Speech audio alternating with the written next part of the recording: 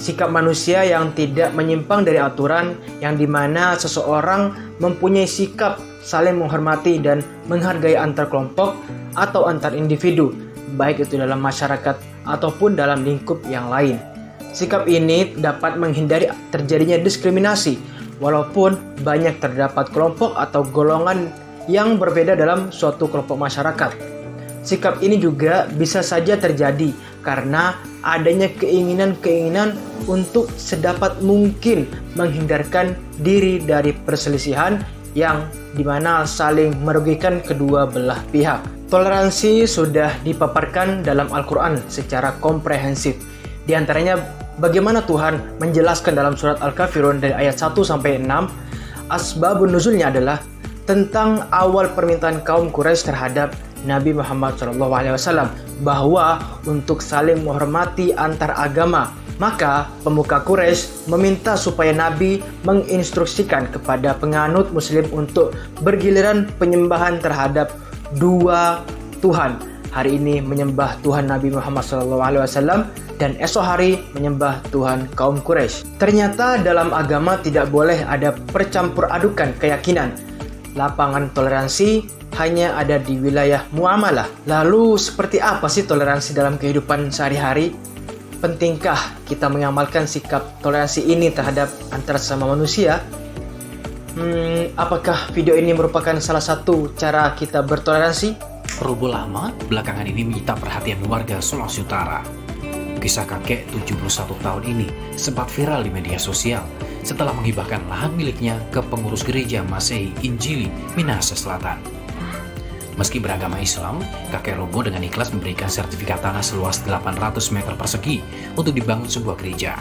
Inilah video edukasi toleransi dari kelompok 1 Pancasila.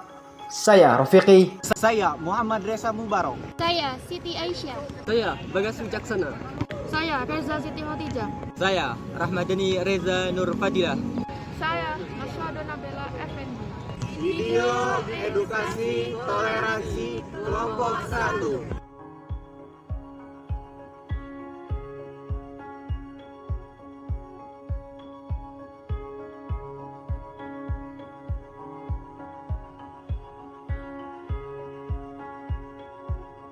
Kita tidak sebaiknya menolak pemberian orang lain, khususnya dari sesama muslim, sebab hal ini bisa menyinggung perasaannya.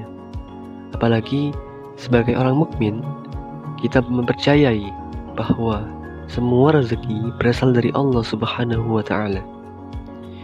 Alasan yang pertama, kenapa kita tidak boleh menolak pemberian orang lain, yaitu karena kita salah satu bagian dari tata krama dasar. Memberi merupakan salah satu bentuk kebaikan. Jadi tidak sopan kalau kita menolak kebaikan tersebut.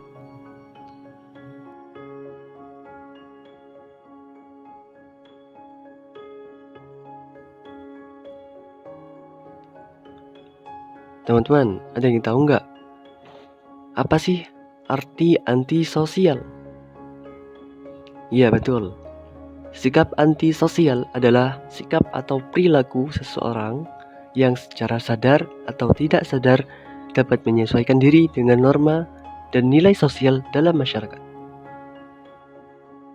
Nah, teman-teman, saat melakukan interaksi sosial, setiap orang akan memberikan reaksi yang berbeda-beda. Namun, seseorang yang sering kali menghindari untuk berinteraksi sosial bisa dikatakan sebagai antisosial. Antisosial ini merupakan gangguan kepribadian di mana terjadi penyimpangan perilaku dari norma-norma yang terus dilakukan dari waktu ke waktu.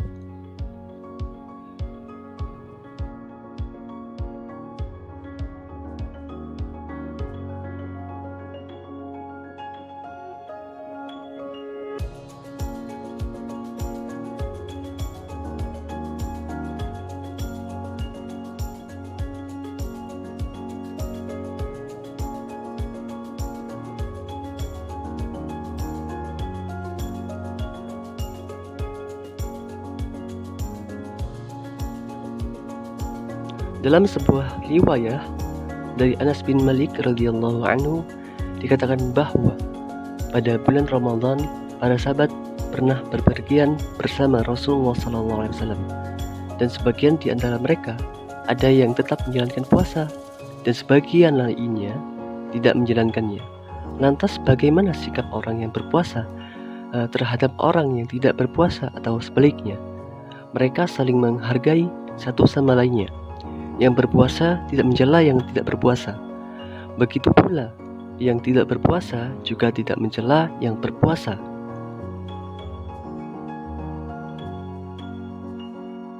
Jadi, kedua belah pihak dituntut untuk saling menghargai satu sama lainnya.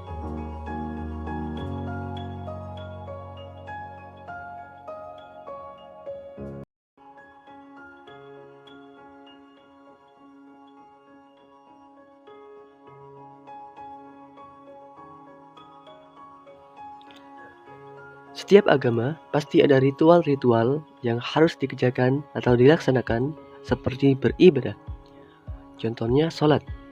Sholat merupakan salah satu tiangnya agama Islam. Salah satu syarat yang harus dipenuhi ketika hendak mendirikan sholat yaitu menutup aurat. Nah, teman-teman sudah menutup aurat atau belum? Dalam cuplikan di atas, disimak ya.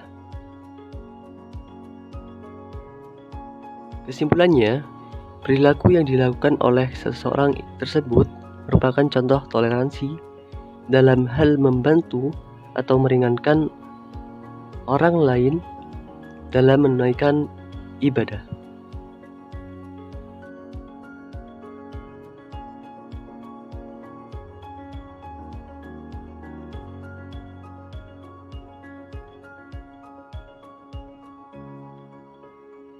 Teman-teman, ada yang tahu nggak arti bahasa itu apa?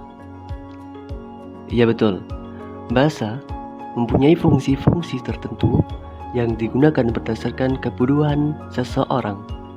Oleh karena itu, menggunakan bahasa seseorang dapat mengekspresikan dirinya, sehingga fungsi bahasa sangat beragam.